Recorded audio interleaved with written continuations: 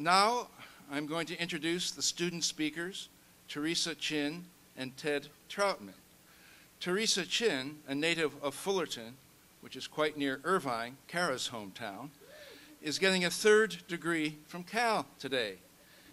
Not the third degree as in the way of interrogation, but a real third degree.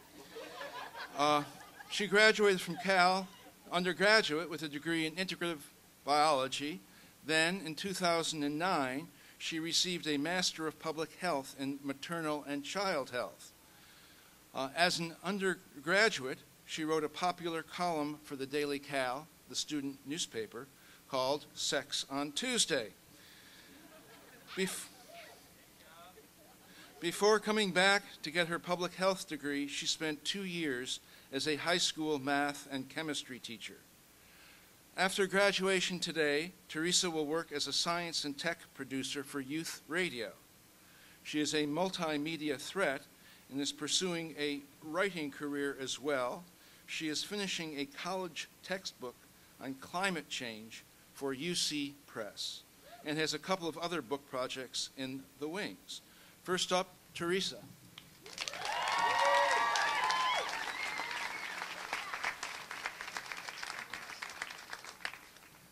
I was really nervous about that third degree there for a second. Good morning to everyone. As you might imagine, it's pretty intimidating being up here, not just following the amazing Cara Platoni, Scare a Bad Pony, but just because I know that I have such a talented group of classmates that any one of you could come up here and do this at least as well, if not better. So I had to do a little bit of homework to try to step it up.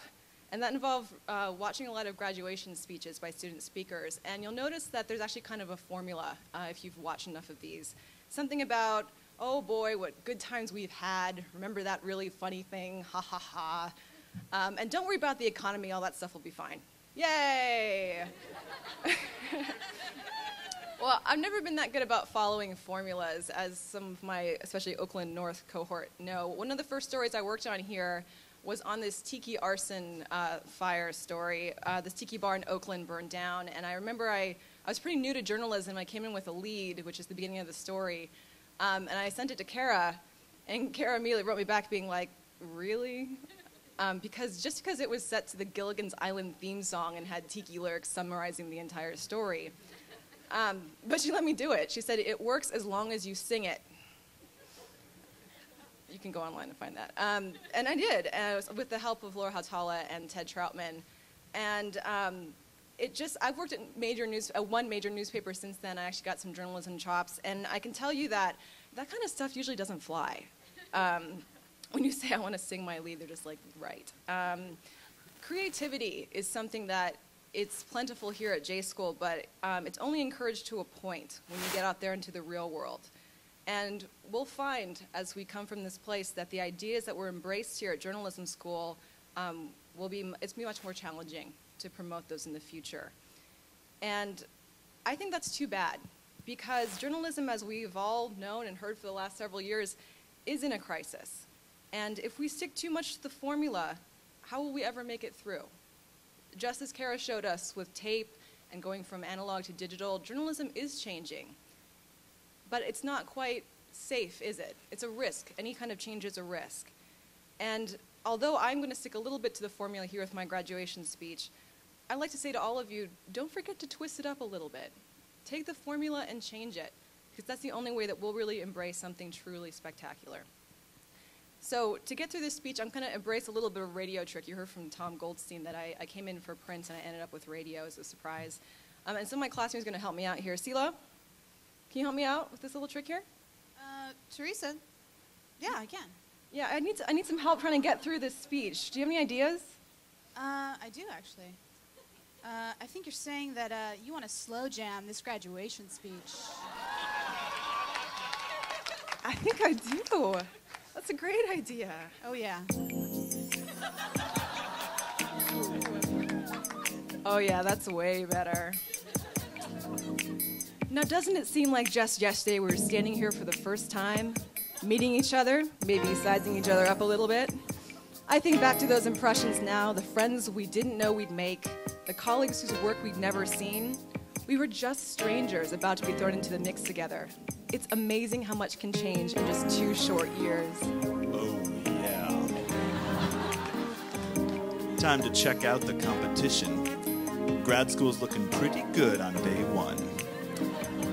Oh, I can see Alyssa Bettini has some fine reporting skills. My, what big eyes you have, Lathaga. What's that? Oh my, the better to report with, my dear. Sing it to me, Ted. You know that's right.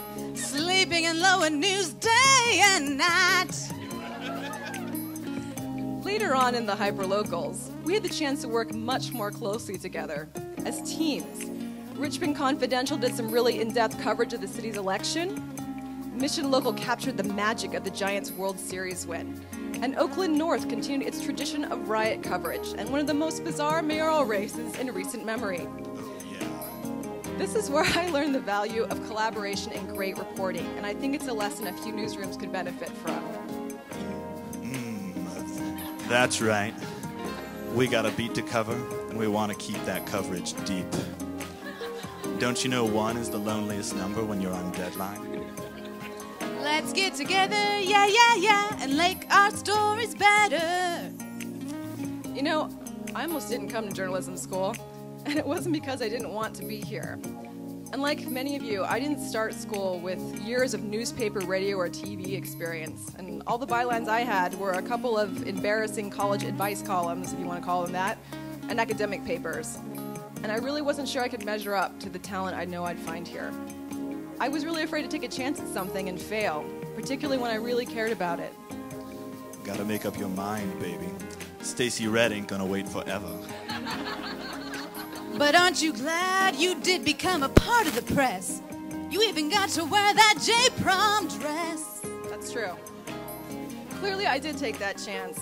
And now that I'm graduating, fear of failure is something that's on my mind more than ever.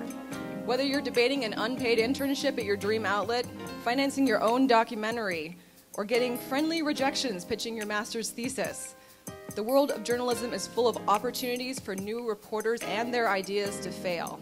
And with so much stacked against us, no one could blame us if we decided to abandon our ambitions and stick to the same old, boring, safe style of journalism we've been reading forever.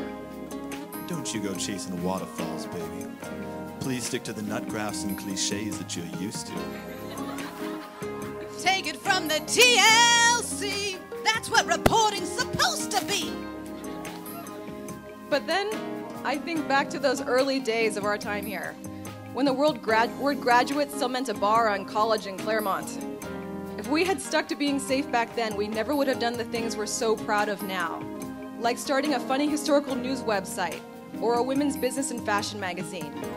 Every new idea is a risk, and the problem is that it's too easy to be afraid taking those risks. But whether it's a silly song or a story no one's telling, it's our job to defend those new ideas and give them our all. And if we do fail, know that we will fail spectacularly. Keeping it real in the J house. Can't write without a few wrongs here and there. So when the future's looking dim and you freak over debt you're in, remember, change is not out of reach. And that is how we slow jam this speech. Oh, yeah.